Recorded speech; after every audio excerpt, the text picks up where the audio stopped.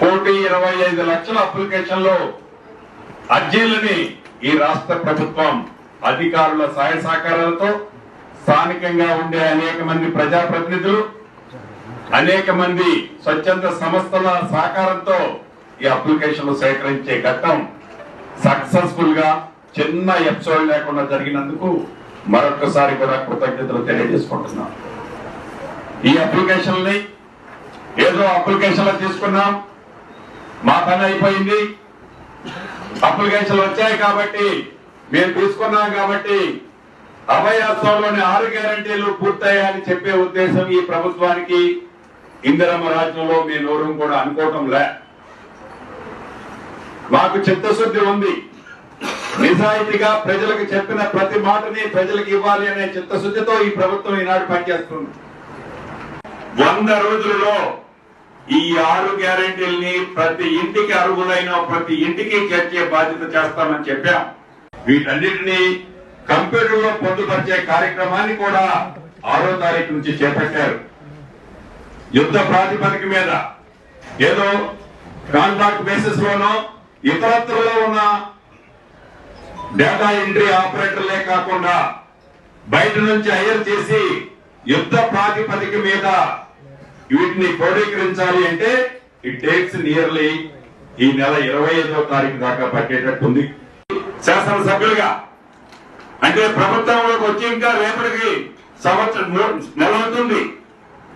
అప్పుడే 40 రోజులే మీకు టైం ఉంది, ఇది అది అని ఎవరైనా కారు కోతలు కూసినా చాటుగా ఎప్పుడు కూడా మేము చెప్పలే, మా నాయకులు కూడా ఎక్కడా చెప్పలే. 100 రోజుల్లో మేము డెలివరీ చేస్తానన్నాం. మా మాటకి మేము కట్టుబడి ఉంటాము. మీడియా మిత్రులు కూడా దీన్ని గమనించాలని మీడియా మిత్రులు కూడా ఈ వేదిక ద్వారా తెలియజేస్తున్నారు. అప్పుడే వారి పౌరం ఇంకా ఎప్పుడు రాకోవాలని ఆవులాడుతున్నారు. చాలా నవ్వొస్తుంది. పూర్తి మ్యాండేటరీ కాంగ్రెస్ పార్టీకి ప్రజలు ఇచ్చారు. కొద్దిగా ఓపిక పట్టండి. ప్రతి విమర్శ చేయడానికి ముందు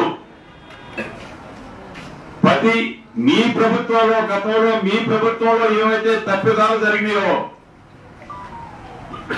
ఆ తప్పిదాలని ఈ ప్రభుత్వంలో జరుగుతున్నట్టు చూపిస్తే ప్రతి ఆధారంతో సహా ఈ ప్రభుత్వం బయట పెట్టడానికి సిద్ధంగా ఉంది.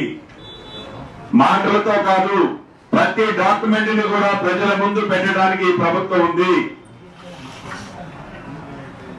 అప్లికేషన్ తీసుకున్నాం, అయిపోయిందని మేము చెప్పటంలా ఈ రోజు ఇంకా మా బరువు మీద మా భుజాల మీద ఇంకా మరింత బరువు ఎత్తుకొని ప్రజలకి చెప్పిన ప్రతి మాటని ప్రజలకి ఇచ్చిన ప్రతి వాగ్దానాన్ని చిత్తశుద్ధితో ఈ ప్రభుత్వం చేస్తుంది, చేసి చూపిస్తుంది.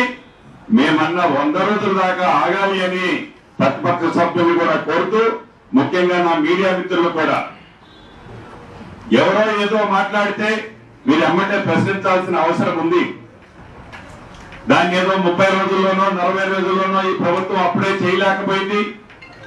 చేయలేదు అనేది బ్యానరైతంగా పెట్టి దాన్ని విపరీతార్థాలకు దారి తీసే విధంగా మీడియా మిత్రులు కూడా ఈ చేస్తున్న ప్రభుత్వానికి చిత్తశుద్ధితో ప్రజలకు అందించాలి ఈ సంక్షేమ కార్యక్రమాలు అనుకుంటున్న ఈ ప్రభుత్వానికి మీ సహాయ సహకారాలు కూడా మనస్ఫూర్తిగా కావాలని కూడా మనస్ఫూర్తిగా మీ అందరినీ కోరుకుంటూ తెలంగాణ ప్రజలతో పాటుగా నా మీడియా మిత్రులు కూడా అడ్వాన్స్ గా సంక్రాంతి శుభాకాంక్షలు తెలుపుకుంటూ సెలవు తీసుకుంటున్నాను. ఇప్పుడు మా మిత్రులు పొన్నం ప్రభాకర్ గారు మాట్లాడతారు.